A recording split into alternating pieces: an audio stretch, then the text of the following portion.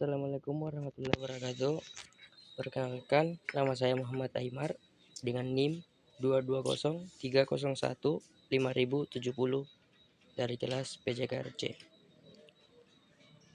Baik, kali ini saya akan menjelaskan tentang ilmu kesehatan olahraga pada bab 2, yaitu pembinaan mutu sumber daya manusia.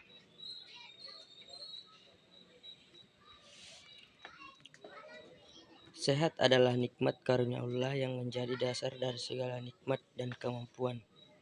Nikmatnya makan, minum, serta kemampuan bergerak dan berpikir akan berkurang atau bahkan hilang bila mana kita tidak sehat.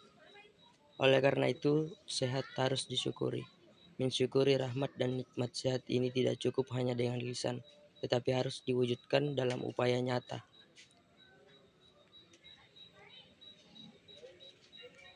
Pembinaan mutu sumber daya manusia harus mengacu pada pengertian sehat Organisasi Kesehatan Dunia atau WHO yang juga telah diadopsi oleh Departemen Kesehatan Republik Indonesia, yang pada intinya mengatakan bahwa sehat adalah sejahtera jasmani, rohani, dan sosial, bukan hanya bebas dari penyakit, cacat, ataupun kelemahan.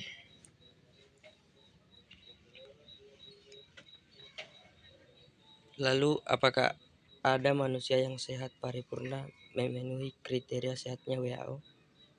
Hal demikian tentu sulit kita jumpai karena manusia selama hayat di kandung badan, bahkan sejak sebelum terjadinya pembuahan dan selama kehidupan dalam kandungan ibu, senantiasa dihadapkan pada berbagai ancaman yang berpotensi menyebabkan terjadinya penyakit dan bahkan maut. Hakikatnya, sehat yang kita miliki bukanlah sesuatu yang mutlak, tetapi menunjukkan tingkatan atau derajat sehat, yaitu keadaan sehat yang terletak di antara sakit sempurna dan sehat sempurna. Rumusan sehat WHO memang merupakan rumusan sehat ideal. Rumusan sehat seutuhnya atau sehat paripurna, yaitu sehat yang dicita-citakan, sehat yang merupakan angan-angan. Bagian A, tanggung jawab.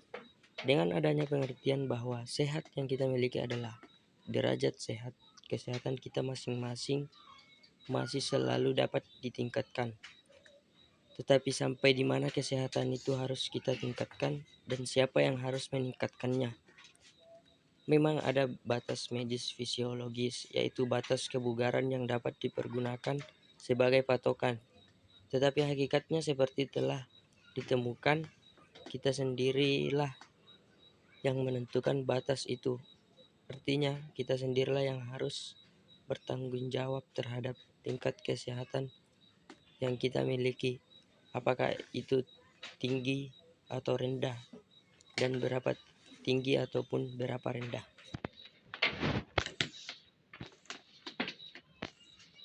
Bagian B, batas kebugaran atau medis fisiologis. Mana saya tahu di mana batas itu. Inilah pentingnya kehidupan bersama, pentingnya persaudaraan, pentingnya kebersamaan, pentingnya saling menolong, dan pentingnya saling melayani.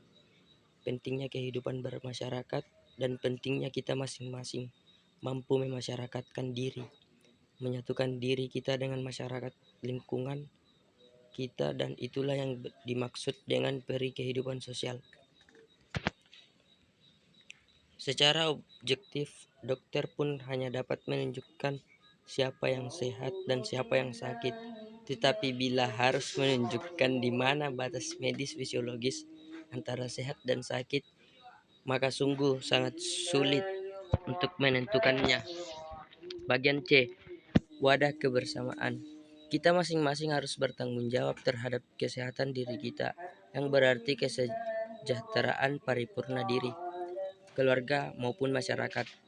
Karena kita memang tidak mungkin melepaskan diri dari kebersamaan dalam kehidupan sosial kita. Dalam lingkup yang lebih terbatas, kebersamaan dapat menjadi lebih bermakna bila kepada setiap anggotanya ditanamkan rasa persaudaraan. Tetapi persaudaraan dan kebersamaan saja belumlah memperlihatkan kondisinya yang dinamis. Diperlukan wadah untuk mewujudkan kondisinya yang dinamis. Bagian D. Karunia Allah. Setiap orang yang sehat, yaitu orang yang sejahtera lahir, jasmani, batin, rohani, dan sosial, sesungguhnya merupakan orang-orang yang mendapatkan limpahan rahmat dan nikmat karunia Allah. Mereka harus mensyukurinya dengan upaya tak dalam lingkup kehidupannya masing-masing, aktif berperan saling melayani antar sesama individu untuk menuju sejahtera sosial yang lebih baik dalam lingkup kehidupan lembaga apapun dan dimanapun, dengan mengedepankan persaudaraan dan kebersamaan. Bagian E. Sasaran utama dan pertama pendidikan adalah membuat semua peserta didik menjadi sumber daya manusia yang selaras mungkin dalam aspek jasmani, rohani, yang meliputi aspek spiritual, emosional, dan intelektual dan sosial, dengan menanamkan sikap dan perilaku yang mengedepankan persaudaraan, kebersamaan, dan saling melayani melalui penanaman keikhlasan yang tinggi dalam penerapan keilmuan, keahlian, dan keterampilan sesuai bidang pilihannya, dengan senantiasa memohon ridho Allah. Lembaga tinggi kependidikan, khususnya kependidikan keolahragaan, sungguh memikul tanggung jawab yang sangat berat untuk menghasilkan sumber daya manusia dengan kualitas demikian, karena lembaga inilah yang mempunyai akses sangat besar untuk berperan mencapai sasaran utama dan pertama pendidikan seperti yang dirumuskan di atas.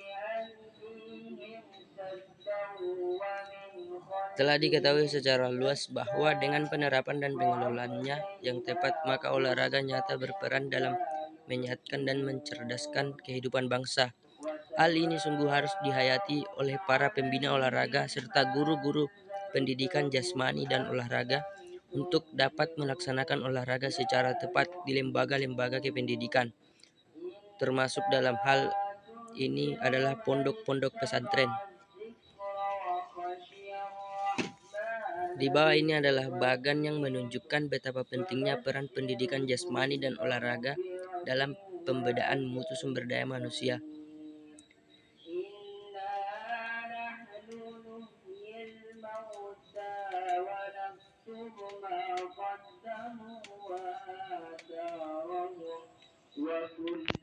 Baik, sekian, terima kasih. Demikianlah yang dapat saya sampaikan. Lebih dan kurangnya mohon dimaafkan. Terima kasih. Assalamualaikum warahmatullahi wabarakatuh.